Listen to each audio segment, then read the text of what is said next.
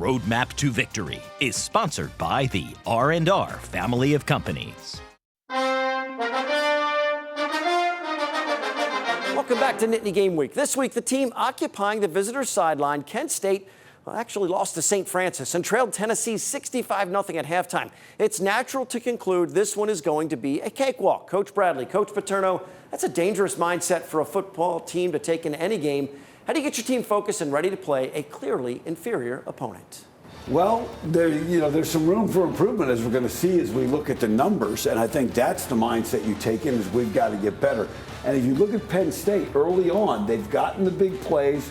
They're top 25 in rushing yards, but you look at all the other statistical categories, there is definitely room for improvement. Now, the magic number that you want to look at as we switch to Kent State is 133. That's how many teams there are in the highest level of football, FBS.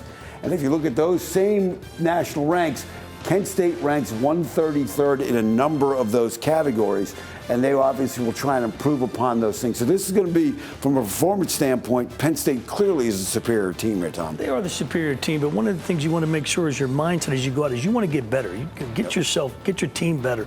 Let's go out and do what we can do to fundamentally we want to be sound fundamentally and play good football. Yep, and if you look at Kent State, the guys who watch a quarterback, they like the short passing game. The running back is a transfer from Kansas, where he was actually with Kotelnicki for a year. But let's take a look at Luke Flory on this first play. And again, we talked about how they're going to try and attack the short pass game and how they want to work on the linebackers. That was a problem against Bowling Green. Tom, here, these linebackers, communication fails, and now they get a big play. Yeah, that's one of the things you got to make sure we're all on the same page. I look for a very short passing game this week. They will take a shot, but it will not be it'll be a one or two man shot. It will not be a bunch of guys out on routes. They'll protect the quarterbacks so they can get it out of there. Yeah, Penn State's got to improve on the pass rush. Now let's talk about their defense players to watch. Cam Olds is one of the leading sack guys in the country, three already this year.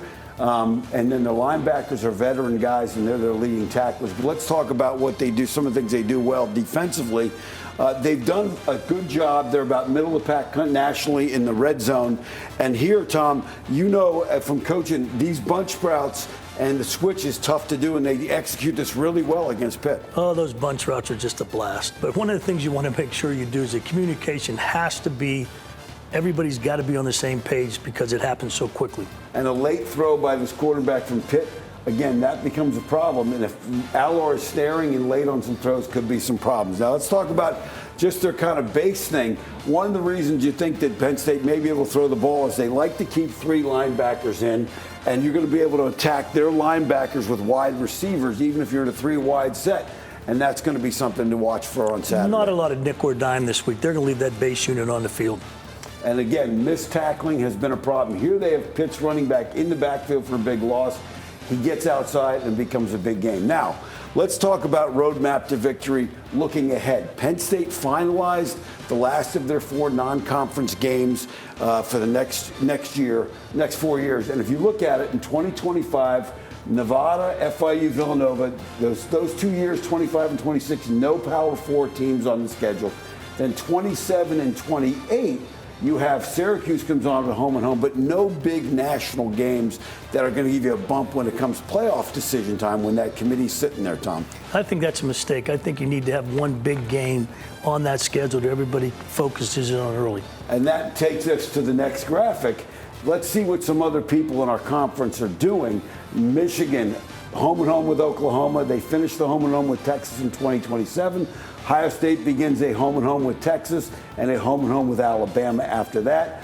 Oregon, Oklahoma State, and Baylor, and then USC is home and home with Notre Dame. Let's look at some SEC teams and see what they're doing. And you look at that graphic, and with the SEC teams, you see Texas is taking on Ohio State and Michigan next couple of years. Alabama has Wisconsin. They have Florida State. They're going to add Notre Dame in 29 and 30. So if you look at what some of the other teams around the country are doing, they're taking a much different approach than Penn State is, and we'll see whether that bears out. Because if you're right on that bubble, you might be in, you might be out based on your non-conference schedule. Thanks, guys. Don't get up out of your seats in the first half unless absolutely necessary. You may miss a touchdown or two this Saturday. Next week, it's the Big Ten Conference opener at home under the lights against Illinois. And the Fighting Illini's last trip to Happy Valley Ooh, it was hard to forget for all of the wrong reasons. Unbalanced line, a hobbled Sean Clifford, record number of overtimes, 9, so many failed two-point conversions. These were the awful details. The most upsetting part, the end result, is a 2018 setback as the 7th-ranked team in the country at the time. Penn State opened up their Big Ten schedule at Illinois last season and handled them in Champaign, 30-13. We like to stay on top of the college football trends here on Nittany Game Week. Tennessee was the last team to maul Kent State. The Volunteers announced this week they're going to charge their fans a 10% talent fee on their tickets and give the money to their players. The move is made with revenue sharing in mind. It's coming next year, and the Vols are trying to stay ahead of the competition and raise millions for their athletes. More details about this decision and revenue sharing in general on our Nittany Game Week podcast, which you can watch on our website, nittanygameweek.com. Up next, it's not easy to improve a show that already features Tom Bradley. One way to do it, invite his brother to be our Impact interview, Paging Dr. Bradley. The Pittsburgh Steelers' longtime team doctor joins the program when we come back. You're watching Nittany Game Week.